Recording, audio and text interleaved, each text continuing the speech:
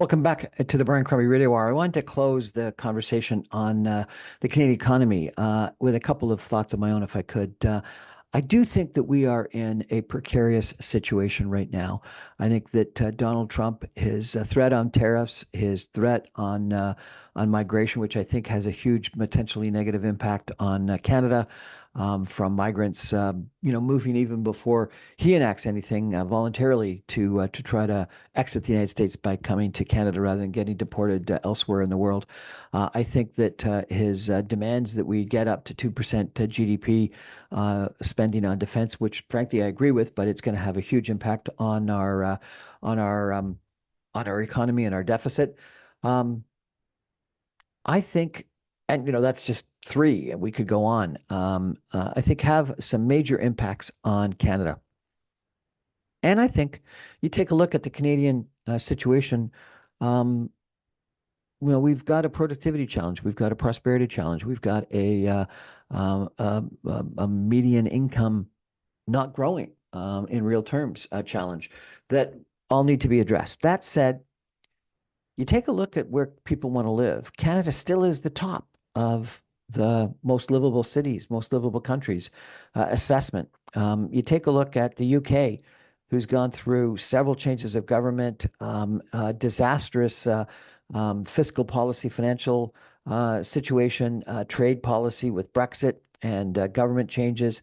You take a look at France, that's in turmoil and has issues. Germany, that's in political turmoil, that has major issues.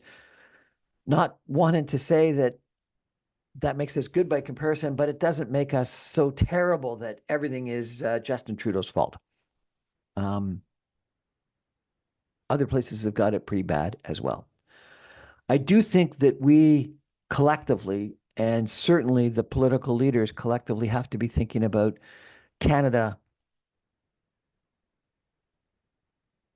and their and our best interests rather than their personal partisan political interests in regards to how we deal with Donald Trump. I think Donald Trump is one of those negotiators you got to establish a relationship with. You got to take seriously. You got to be worried about volatility. You got to be worried about threats versus what's going to happen. But if we don't take him seriously and address as a nation collectively together, working together, it's going to be, if not our downfall, to our negative disadvantage dramatically. I think that there are some things that, just from a competitive standpoint, we're going to have to end up being more like the United States than where Donald Trump is going to be. Otherwise, we're just going to have, a real economic challenge. And that is, number one, taxation policy is going to have to adjust somewhat. I think our military spending is going to have to go up, but I think that's the right thing to do anyway. I think it should be focused on modernizing our armed forces. It should be protecting the Arctic. It should be assisting Ukraine, etc. But I do think, we should be increasing our spending, but we've got to do that with Canada as the best interest, because Lord knows that the U.S., when it spends money on its military industrial complex, make sure that it benefits American industry. And so we've got to make sure we benefit Canadian industry as we spend that substantial amount of money, as well as doing the right things in regards to defense that we need to do. I think we need to, from a trade policy standpoint, yes, ensure that we diversify away if we can, the best we can, from the dependence on the U.S. And so Europe is one opportunity, and the free trade agreements that we have there are certainly helpful. I think Pacific, Asia strategies, China, India, etc., are critically important things we've talked about for a long period of time that we probably haven't done to the extent that we need to do, and we should be doing that. But managing the United States relationship will end up being the critically important one. I don't think we understand, or at least the United States doesn't understand, how critically important Canada is. If they put a tariff on lumber, it's going to increase and exacerbate their housing crisis that they've got. If they put big tariffs on cars, because of the integration between Canadian and American car manufacturing that is so great, effectively what they're going to do is they're going to increase dramatically their car manufacturing costs and make it less economic for people to buy American-made cars, because they're really North American-made cars. And I think the biggest issue is on energy policy. And I think this is something that we've really got to use to our advantage. And I think we have overestimated the environmental issues, because I think a lot of the people that I've met and know in the energy sector are really thinking about how we make energy production in Canada as carbon not neutral, but as less carbon intensive as it has been in the past. And it is our superpower. We've got a superpower, and our superpower is our natural resources, and we're not using our superpower, or we're constraining it dramatically. And I think in an environment where the Americans are going to be potentially slapping tariffs on us, we should be thinking about the power that we've got in our energy.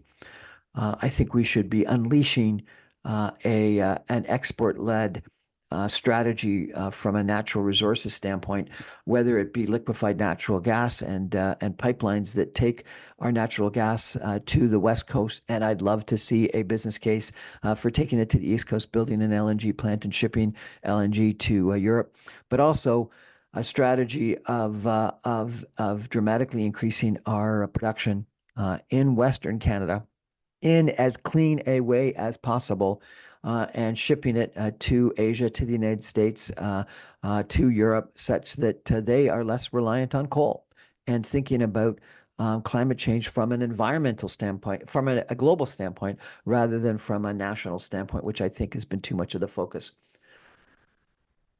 And I think finally, and most importantly, we have to think about productivity. We have had a 40% decline in our productivity relative to the United States over the course of the last decade or so. Why? I think it's underinvestment in business, in capital, in R&D, and we have to ask ourselves why. Is it tax policy? Is it that we've got less smart people? I don't think so. Is it that we've got less innovative entrepreneurial people? I don't think so. What is it? Why have we underinvested so much in the future of Canada and the future of Canadians, such that our productivity has lagged the United States by 40%? I think we need a royal commission on it. I think we need to study it. I think we need to understand it, and we need desperately to do something about our levels of productivity. Because long term, if you want to have prosperity, you need to be more efficient, more effective, smarter with our time. And if all we've got to do is sell time, we're not going to do a lot better in life unless we somehow make that time more valuable.